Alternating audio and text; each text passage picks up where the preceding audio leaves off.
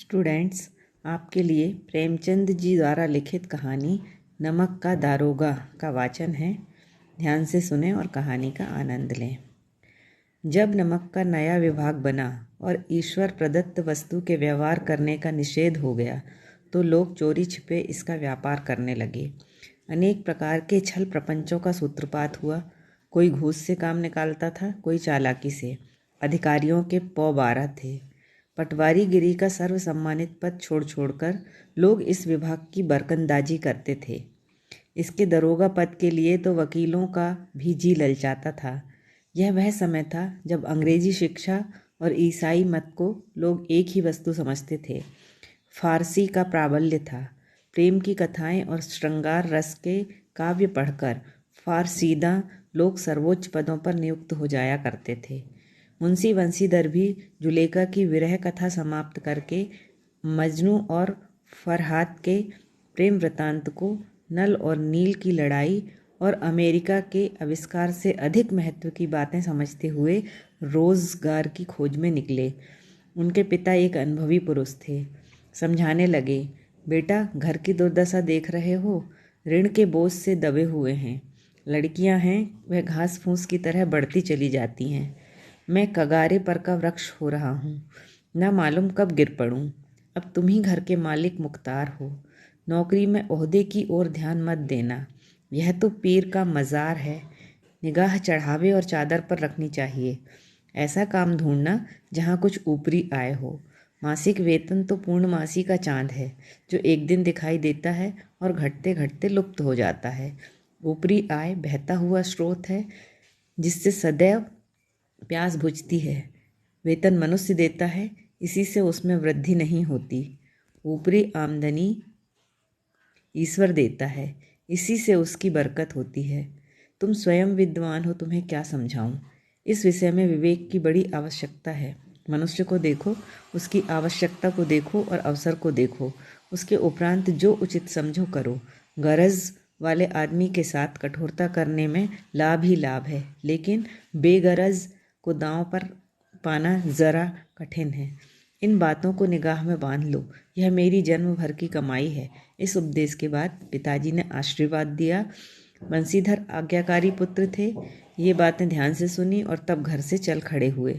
इस विस्तृत संसार में उनके लिए धैर्य अपना मित्र, बुद्धि अपनी पथ प्रदर्शक और आत्मावलंबन ही अपना सहायक था। लेकिन अच्छे शकुन से चले थे। जाते ही जाते नमक विभाग के दारोगा पद पर प्रतिष्ठित हो गए। वेतन अच्छा और ऊपरी आय का तो ठिकाना ही न था। वृद्ध मुंशी जी को सुख संवाद मिला तो फूले न समाये। महाजन कुछ नरम पड़े। कलवार की आशालता लहलहाई। पड़ोसियों के हृदय में शूल उठने लगे। जाड़े के दिन थे और रात का समय। नमक के सिपाही चौकीदार नशे में मस्त थे। मुंशी वंशीधर को यहाँ आए अभी 6 महीनों से अधिक न हुए थे, लेकिन इस थोड़े समय में ही उन्होंने अपनी कार्यकुशलता और उत्तम आचार से अफसरों को मोहित कर लिया था। अफसर लोग उन पर बहुत विश्वास करने लगे। नमक के दफ्तर से 1 मील पूर्व की ओर जमुना बहती थी। उस पर नावों का एक पुल बना हुआ था। दारोगा जी किवाड़ बंद किए मीठी नींद से सो रहे थे। अचानक आँख खुली तो नदी के प्रवाह की जगह गाड़ियों की गड़गड़ाहट तथा मल्लाहों का कोलाहल सुनाई दिया। उठ बैठे। इतनी रात गए गाड़ियाँ क्यों नदी के पार जाती हैं? अवश्य कुछ न कुछ गोलमाल है। तर्क ने भ्रम को पुष्ट किया। वर्दी पहनी, तमंचा जेब में रखा और बात की बात में घोड़ा बढ़ाए हुए पुल पर आ पहुँचे। गाड़ियों की एक लंबी कतार पुल के पार जाती दिखी। डांट कर पूछा, किसकी गाड़ियाँ हैं? थोड़ी देर तक सन्नाटा रहा। कुछ आदमियों में कानाफूसी हुई। तब आगे वाले ने कहा, पंडित अलोपी दीन की। कौन पंडित अलोपी दीन? दातागंज के। मुंशी बंशीधर चौंके। पंडित अलोपी दीन इस इलाके के सबसे प्रतिष्ठित जमींदार थे। लाखों रुपये का लेन देन करते थे। इधर छोटे से बड़े कौन ऐसे थे जो उनके ऋणी न हों। व्यापार भी बड़ा लंबा चौड़ा था। बड़े चलते पुर्जे आदमी थे। अंग्रेज अफसर उनके इलाके में शिकार खेलने आते और उनके मेहमान होते। 12 मास सदाव्रत चलता था। मुंशी जी ने पूछा, गाड़ियाँ कहाँ जाएंगी? उत्तर मिला, कानपुर। लेकिन इस प्रश्न पर कि इसमें क्या है, सन्नाटा छा गया। दारोगा साहब का संदेह और भी बढ़ा। कुछ देर तक उत्तर की बाट देखकर वह जोर से बोले, क्या तुम सब गूंगे हो गए हो? हम पूछते हैं इनमें क्या लदा है। जब इस बार भी कोई उत्तर न मिला तो उन्होंने घोड़े को एक गाड़ी से मिलाकर बोरे को टटोला। भ्रम दूर हो गया। यह नमक के ढेले थे। पंडित अलोपीदीन अपने सजीले रथ पर सवार कुछ सोते कुछ जागते चले आते थे। अचानक कई गाड़ी वालों ने घबराए हुए आकर जगाया और बोले, महाराज, दारोगा ने गाड़ियां रोक दी हैं और घाट पर खड़े आपको बुलाते हैं। पंडित आलोपीदीन का लक्ष्मी जी पर अखंड विश्वास था। वह कहा करते थे कि संसार का तो कहना ही क्या, स्वर्ग में भी लक्ष्मी का ही राज्य है। उनका यह कहना यथार्थ ही था। न्याय और नीति सब लक्ष्मी के ही खिलौने हैं। इन्हें वह जैसे चाहती हैं नचाती हैं। लेटे ही लेटे गर्व से बोले, चलो हम आते हैं। यह कहकर पंडित जी ने बड़ी निश्चिंतता से पान के बीड़े लगाकर खाए। फिर लिहाफ ओढ़े हुए दारोगा के पास आकर बोले, बाबूजी, आशीर्वाद। कहिए, हमसे ऐसा कौन सा अपराध हुआ है कि गाड़ियां रोक दी गईं? हम ब्राह्मणों पर तो आपकी कृपा दृष्टि रहनी चाहिए। वंशीधर रुखाई से बोले, सरकारी हुक्म। पंडित अलोपीदीन ने हंसकर कहा, हम सरकारी हुक्म को नहीं जानते और न सरकार को। हमारे सरकार तो आप ही हैं। हमारा और आपका तो घर का मामला है। हम कभी आपसे बाहर हो सकते हैं? आपने व्यर्थ का कष्ट उठाया।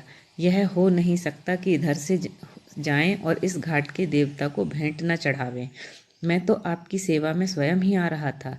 वंशीधर पर ऐश्वर्य की मोहिनी वंशी का कुछ प्रभाव न पड़ा। ईमानदारी की नई उमंग थी। कड़क कर बोले, हम उन नमक हरामों में नहीं हैं जो कौड़ियों पर अपना ईमान बेचते फिरते हैं। आप इस समय हिरासत में हैं। आपका कायदे के अनुसार चालान होगा।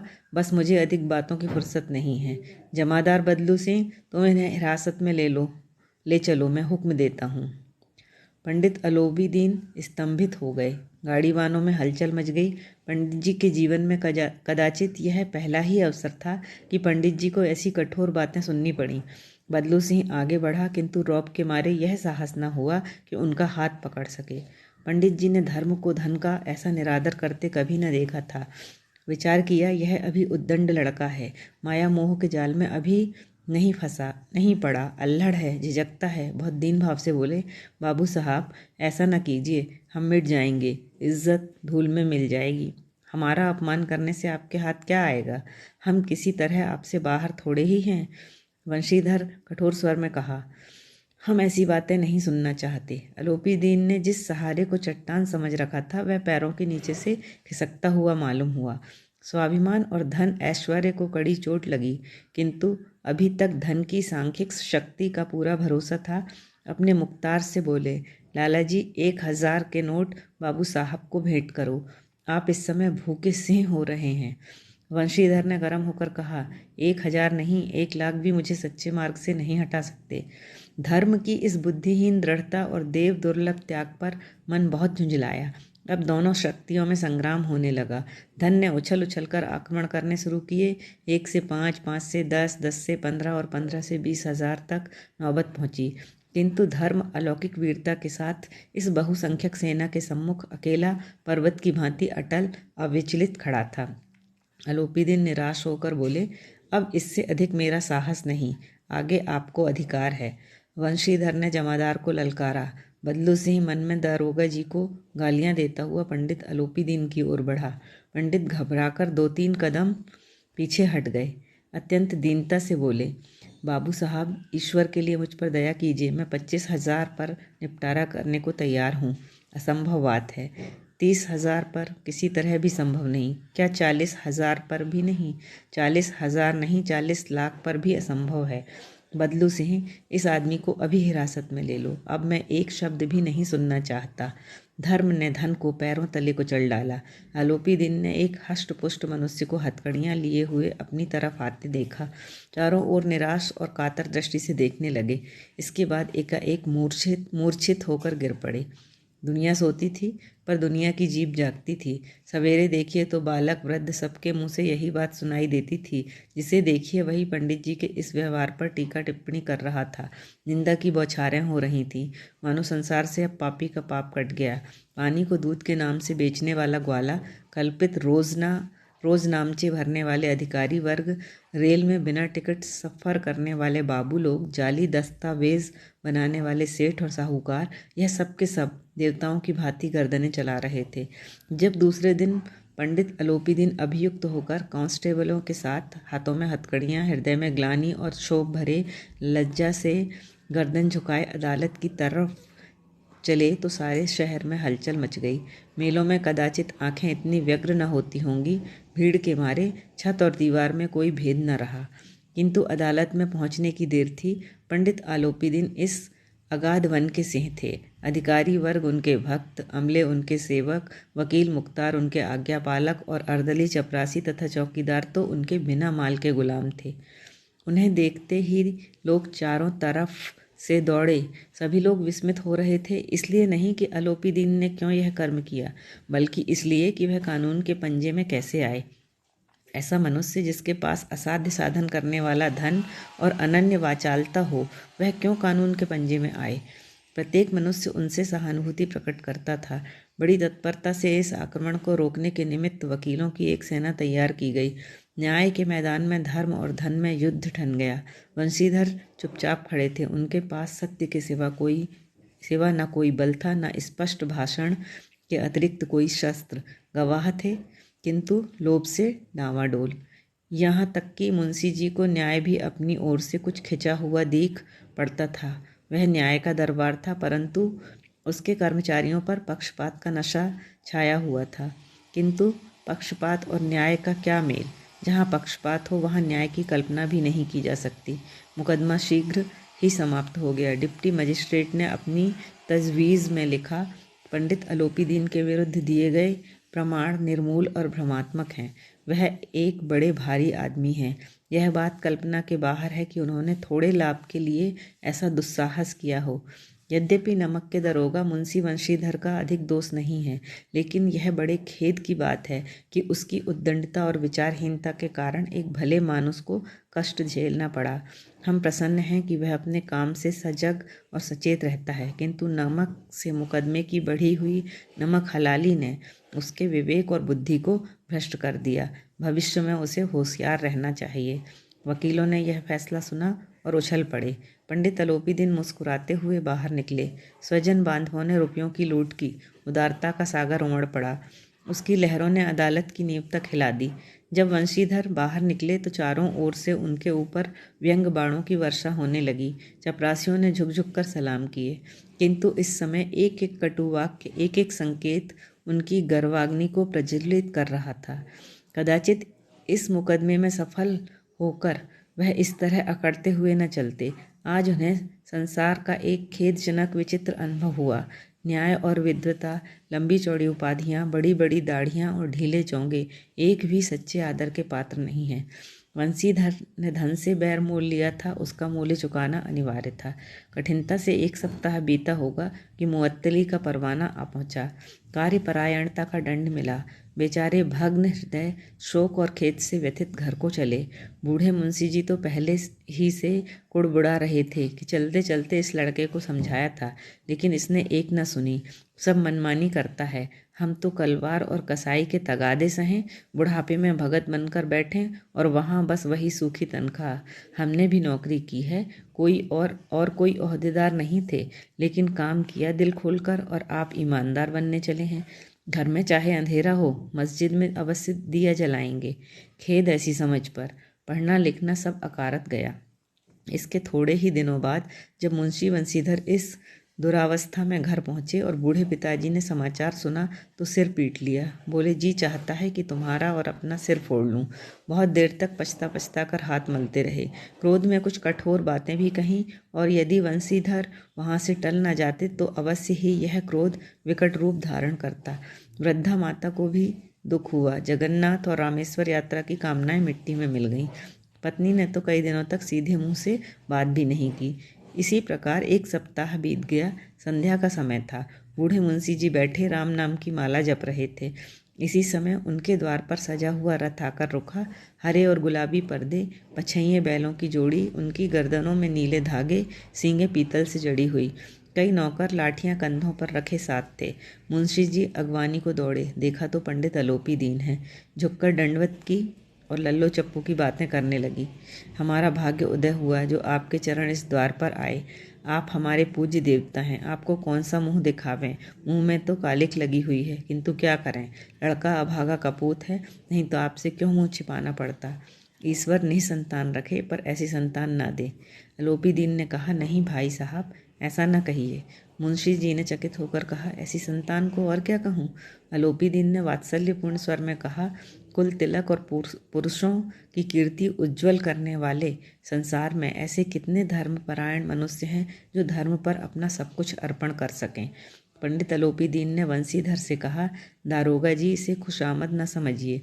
खुशामद करने के लिए मुझे इतना कष्ट उठाने की ज़रूरत न थी। उस रात को आपने अपने अधिकार बल से मुझे अपनी हिरासत में लिया था, किंतु आज मैं स्वेच्छा से आपकी हिरासत में हूँ। मैंने हज़ारों रईस और अमीर देखे, हज़ारों उच्च पदाधिकारियों से काम पड़ा, किंतु मुझे परास्त किया तो आपने। मैंने सबको अपना और अपने धन का गुलाम बनाकर छोड़ दिया। मुझे आज्ञा दीजिए कि आपसे कुछ विनय करूं। वंशीधर ने अलोपी दीन को आते देखा तो उठकर सत्कार किया, किंतु स्वाभिमान सहित। समझ गए कि यह महाशय मुझे लज्जित करने और जलाने आए हैं। क्षमा प्रार्थना कर चेष्टा नहीं की, वरन उन्हें अपने पिता की यह ठकुर सुहाती की बात असह्य सी प्रतीत हुई। पर पंडित जी की बातें सुनी तो मन की मैल मिट गई। पंडित जी की ओर उड़ती हुई दृष्टि से देखा, सद्भाव झलक रहा था। गर्व ने अब लज्जा के सामने सिर झुका दिया। शर्माते हुए बोले, यह आपकी उदारता है जो ऐसा कहते हैं। मुझसे जो कुछ अविनय हुई है उसे क्षमा कीजिए। मैं धर्म की बेड़ी में जकड़ा हुआ था, नहीं तो वैसे मैं आपका दास हूँ। जो आज्ञा होगी वह मेरे सिर माथे पर। अलोपी दीन ने विनीत भाव से कहा, नदी तट पर आपने मेरी प्रार्थना स्वीकार नहीं की थी, किंतु आज स्वीकार करनी पड़ेगी। बंशीधर बोले, मैं किस योग्य हूँ, किंतु जो कुछ सेवा मुझसे हो सकती है उसमें त्रुटि न होगी। अलोपी दीन ने एक स्टाम्प लगा हुआ पत्र निकाला और उसे वंशीधर के सामने रखकर बोले, इस पद को स्वीकार कीजिए और अपने हस्ताक्षर कर दीजिए। मैं ब्राह्मण हूँ, जब तक यह सवाल पूरा न कीजिएगा द्वार से न हटूंगा। मुंशी वंशीधर ने उस कागज को पढ़ा तो कृतज्ञता से आंखों में आंसू भर आए। पंडित अलोपी दीन ने उनको अपनी सारी जायदाद का स्थायी मैनेजर नियत किया था। 6,000 वार्षिक वेतन के अतिरिक्त रोज़ाना खर्च अलग, सवारी के लिए घोड़े, रहने को बंगला, नौकर चाकर मुफ्त। कंपित स्वर में बोले, पंडित जी, मुझ में इतनी सामर्थ्य नहीं है कि आपकी उदारता की प्रशंसा कर सकूं, किंतु मैं ऐसे उच्च पद के योग्य नहीं हूँ।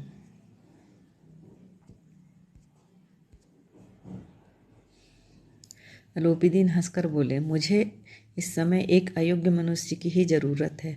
बंशीधर ने गंभीर स्वभाव में कहा, यूँ तो मैं आपका दास हूँ, आप जैसे कीर्तिवान सज्जन पुरुष की सेवा करना मेरे लिए सौभाग्य की बात है, किंतु मुझमें न विद्या है, न बुद्धि, न वह स्वभाव जो इन त्रुटियों की पूर्ति कर देता है। ऐसे महान कार्य के लिए एक बड़े मर्मज्ञ अनुभवी मनुष्य की जरूरत है। अलोपी दीन ने कलमदान से कलम निकाली और उसे बंशीधर के हाथ में देकर बोले, न मुझे विद्वता की चाह है, न अनुभव की, न मर्मज्ञता की, न कार्यकुशलता की। इन गुणों के महत्व का परिचय खूब पा चुका हूँ। अब सौभाग्य और सुअवसर ने मुझे वह मोती दे दिया है जिसके सामने योग्यता और विद्वता की चमक फीकी पड़ जाती है। यह कलम लीजिए, अधिक सोच विचार न कीजिए, दस्तखत कर दीजिए। परमात्मा से यही प्रार्थना है कि वह आपको सदैव वही नदी के किनारे वाला बेमुरोवत, उद्दंड, कठोर परंतु धर्मनिष्ठ दरोगा बनाए रखे। बहुत बहुत धन्यवाद।